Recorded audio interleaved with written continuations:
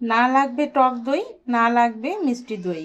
কোনো রকমের দইয়ের বীজ বা স্টার্টার ছাড়াই আজ আপনাদের তৈরি করে দেখাবো একদমই পারফেক্ট মিষ্টি দই।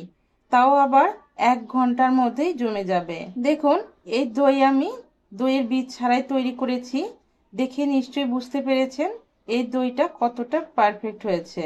যখনই দই খেতে ইচ্ছে করবে, দইয়ের বীজ যদি ঘরে না থাকে, তাহলে এইভাবে 1 ঘন্টার মধ্যে দই জমিয়ে আপনারা কিন্তু খেতে পারবেন। তো ভিউয়ার্স, ভিডিওটি প্রথম থেকে শেষ পর্যন্ত দেখবেন, কারণ এই ভিডিওতে রয়েছে দই জমানোর সিক্রেট একটা টিপস। তো চলুন তাহলে আমরা রেসিপি শুরু করি। প্রথমে আমি 1 লিটার দুধ চুলায় বসিয়ে জাল করে নেব। দুধ যখন একটু গরম হবে, তখন এখানে দিয়ে দিচ্ছি প্রায় 1 কাপের মতো গুঁড়া দুধ। যেহেতু স্টার্টার ছাড়াই দই বানাবো, এজন্য এই দুধটাকে ঘন করে নিতে হবে। আমি এখানে 1 লিটার দুধ নিয়েছি। দুধটা জাল করে 1/2 লিটার করে নেব। যদি আপনারা গুঁড়া দুধ অ্যাড করতে না চান, তাহলে লিকুইড দুধের পরিমাণ বাড়িয়ে দিতে হবে। প্রথমে গুঁড়া দুধ নাড়াচাড়া করে ভালোভাবে মিশিয়ে নিতে হবে। এরপর চুলা বাড়িয়ে দুধ জাল করে বলক তুলে নিচ্ছি। দুধ বলক চলে আসলে দুধটাকে নাড়াচাড়া করে জাল করে ঘন করে নিতে হবে। আর দুধের পাতিলের সাইডে যে সরগুলো পড়বে, এই সরগুলো স্প্যাচুলা অথবা চামচ দিয়ে এইভাবে নাড়াচাড়া করে দুধের মধ্যে নামিয়ে দিবেন। এতে করে দইয়ের মধ্যে দানা দানা সর হবে, সেটা খেতে অনেক ভালো লাগবে। তো এই দুধ আমি এভাবে নাড়াচাড়া করে এরকম ঘনত্ব করে জাল করে নিয়েছি। এবার এই দুধের পাতিল নামিয়ে অন্য একটা পাতিল বসিয়ে দিলাম চুলায়। আর এখানে আমি 1/2 কাপ চিনি নিয়েছি। আমি 1/2 কাপ চিনি দিয়ে এই দইটা বানাবো। যদি আপনারা মিষ্টির পরিমাণ বেশি খেতে চান, তাহলে চিনির পরিমাণ বাড়িয়ে দেবেন। তবে 1 লিটার দুধে 1/2 কাপ চিনি দিলেই মিষ্টির পরিমাণ একদমই পারফেক্ট হয়। এবার চুলা মৃদু আছে এই চিনি নাড়াচাড়া করে ক্যারামেল করে নিব। চুলা বাড়িয়ে দিয়ে ক্যারামেল করতে যাবেন না, তাহলে চিনি পুড়ে যাবে, সেক্ষেত্রে দই তেতো লাগবে। ক্যারামেলের কালার যখন এরকম ডার্ক কালার হবে, উজ্জ্বল একটা কালার হলেই এখানে সামান্য একটু পানি দিয়ে দিচ্ছি, যাতে করে ক্যারামেল পুড়ে না যায়। গরম ক্যারামেলে গরম দুধ কখনো ঢেলে দিতে যাবেন না। অল্প সামান্য পানি দিয়ে এভাবে নেড়ে চেড়ে ভালোভাবে মিশিয়ে নিচ্ছি। যখন পানির সাথে ক্যারামেল কিছুটা মিশে যাবে, তখন এখানে দিয়ে দিচ্ছি আগে থেকে জাল করা দুধ। ক্যারামেল গলতে একটু সময় লাগে।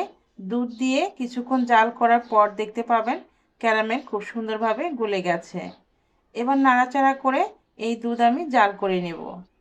যে কোনো মিষ্টি খাবারে একটু লবণ দিলে আমার কাছে ভালো লাগে, তবে আমি কখনো দইয়ের মধ্যে লবণ দিইনি।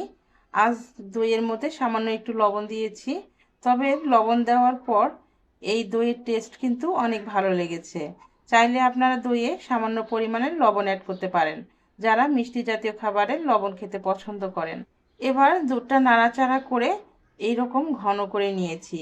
এর থেকে আর বেশি ঘন করা যাবে না, কারণ এই দুধটা যখন একটু ঠান্ডা হবে, তখন এই দুধটা আরও একটু ঘন হবে। যেহেতু দইয়ের বীজ ছাড়াই আমরা দই বানাবো, এজন্য এই দুধ জাল করে অবশ্যই কিন্তু এরকম ঘন করে নিতে হবে। এবার চুলা থেকে দুধ নামিয়ে আমি একটু ঠান্ডা করে নেব। এই তো দেখুন, দুধটা একটু ঠান্ডা করে নিয়েছি। আর একটু ঠান্ডা হওয়ার পর এই দুধের ঘনত্ব আরও এইরকম হয়েছে। দুধ কিন্তু বেশি ঠান্ডা করা যাবে না। একটা আঙ্গুল চুবিয়ে দেখবেন, দুধের গরম যদি হাতে সহ্য পায়, তাহলে বুঝবেন দই জমানোর জন্য দুধের তাপমাত্রা ঠিক আছে। আমি এখানে একটা কাচের বোলের মধ্যে দই জমাবো। আমি এই কাচের বোলের মধ্যে দুধ ঢেলে নিচ্ছি। আপনারা যে কোনো বোলের মধ্যেই বা মোল্ডের মধ্যেই এই দই কিন্তু জমিয়ে নিতে পারবেন। এবার দই জমাতে দইয়ের বীজ হিসেবে 1 চামচের মতো লেবুর রস দিয়ে দিচ্ছি। লেবুর রস বেশি দিতে যাবেন না, তাহলে কিন্তু দুধটা নষ্ট হয়ে যাবে বা ফেটে যাবে। এবার একটা 1 চামচ দিয়ে নাড়াচাড়া করে মিশিয়ে নিচ্ছি। ঘরে যদি টক দই বা মিষ্টি দই না থাকে, তাহলে দইয়ের বীজ হিসেবে আপনারা লেবুর রস, সামান্য পরিমাণে লেবুর রস ব্যবহার করতে পারেন। এবার আমরা এই দই 1 ঘন্টাতে জমাবো।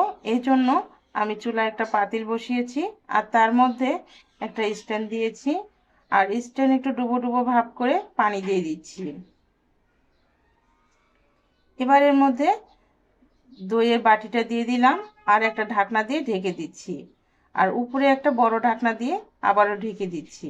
অফ ক্যামেরায় এই ঢাকনার উপরে আমি একটা শিল চাপা দিয়েছিলাম যাতে করে ভিতরে বাষ্পটা না বেরোতে পারে। এই কাপের মধ্যে দইয়ের ব্যাটার আমি একটু নিয়েছি, আর এটা একটা মোটা টাওয়াল দিয়ে আমি পেঁচিয়ে রাখবো 4 থেকে 5 ঘন্টার জন্য। আর এই কাপের দই আমি দইয়ের বীজ হিসেবে ফ্রিজে রেখে দিব। যখন আমি আবার দই বানাবো তখন এই দই দিয়ে আমি দই বানাতে পারবো। এবার চুলা জ্বালিয়ে আমি পানিটা বলক তুলে নিব। পানিটা যখনই বলক আসবে সঙ্গে সঙ্গে কিন্তু চুলা বন্ধ করে দিতে হবে। আর যদি 10 মিনিটের জন্য চুলা জ্বালিয়ে দই জাল করেন তাহলে দই জমবে না, দই কিন্তু ফেটে ছানা ছানা হয়ে যাবে, দই নষ্ট হয়ে যাবে। মনে রাখবেন দই কিন্তু কখনোই 10 মিনিটে জমে না।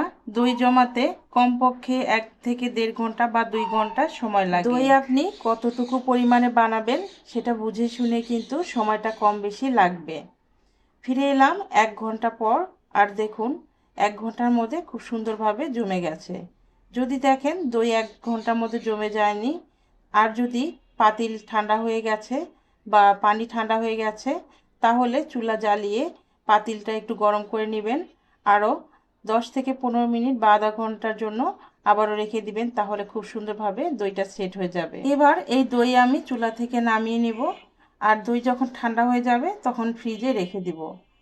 তো এই তো ফ্রিজ থেকে বের করে নিয়েছি, আর দেখুন দইটা কত সুন্দরভাবে জমে গেছে। এবার কাপে যে আমি দইটা জমাতে দিয়েছিলাম এই দইটাও কিন্তু খুব সুন্দরভাবে জমে গেছে। আমি মোটা একটা টাওয়ালের মধ্যে পেঁচিয়ে রেখেছিলাম 4 থেকে 5 ঘন্টার জন্য, আর এটা খুব সুন্দরভাবে কিন্তু জমে গেছে। এবার আপনাদের দই কেটে দেখিয়ে দিচ্ছি। দেখুন এই দইটা কতটা পারফেক্ট হয়েছে। দইয়ের বীজ ছাড়াই এই দইটা কত সুন্দরভাবে জমে গেছে। যেহেতু দইয়ের বীজ ছাড়াই এই দই তৈরি হয়েছে, তাই তো এই দই একটু এইরকম নরমই হবে। তবে দই থেকে কিন্তু পানি ছেড়ে দেবে না, এটা কিন্তু 100% কারেক্ট। দই দেখে নিশ্চয়ই আপনারা বুঝতে পারছেন এই দইটা কতটা পারফেক্ট হয়েছে। এবার কাপের মধ্যে দই আপনাদের কেটে দেখিয়ে দিচ্ছি। দেখুন এই দইটাও কিন্তু মাশাআল্লাহ একদমই পারফেক্ট হয়েছে। এবার এর মধ্যে আমি আরও 1 চামচ পরিমাণে দই রেখে আমি ফ্রিজে রেখে দিব পরবর্তীতে দই বানানোর জন্য। আপনারাও এইভাবে দই বানিয়ে দইয়ের বীজ হিসাবে রেখে দিতে পারেন পরবর্তীতে দই বানানোর জন্য। তাহলে ভিউয়ার্স, রেসিপি যদি আপনাদের কাছে ভালো লাগে বা উপকারে আসে তাহলে ভিডিওতে একটা লাইক দিয়ে ভিডিও শেয়ার করে দিবেন, আর চ্যানেলটি সাবস্ক্রাইব করার অনুরোধ রইল। ভালো থাকবেন সবাই। আল্লাহ হাফিজ।